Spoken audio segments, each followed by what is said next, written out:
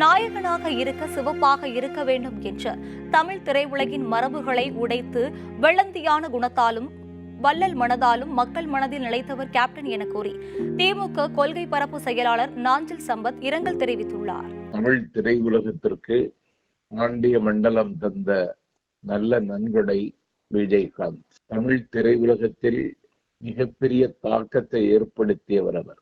அழகாக இருக்க வேண்டும், கலராக இருக்க வேண்டும் என்கிற மரபுகளை உடைத்தெறிந்து கருப்பு நிறத்தில் கதாயகனாக சுடர்விட்ட வைரம் அவர். அவருடைய வைதேகி காத்திருந்தாள், சின்ன கவுண்டர், ரமணா போன்ற படங்கள் தலைமுறைகளை தாண்டி வாழுகிற படங்களாக இருக்கும் என்றால் அவருடைய ஜீவனுள்ள நடிப்பு தான் அதற்கு காரணம். அந்த கருப்பு வைரம் விடைபெற்று சென்றது மிகுந்த வேதனையை தருகிறது. அவரை இழந்து துயரக்கூடிய அனைவருக்கும் விரைந்து ஆறுதல் கிடைக்க வேண்டும் என்று நான் காலமகளை யாசிக்கிறேன். விஜயகாந்தினுடைய புகழ் வாழ்க.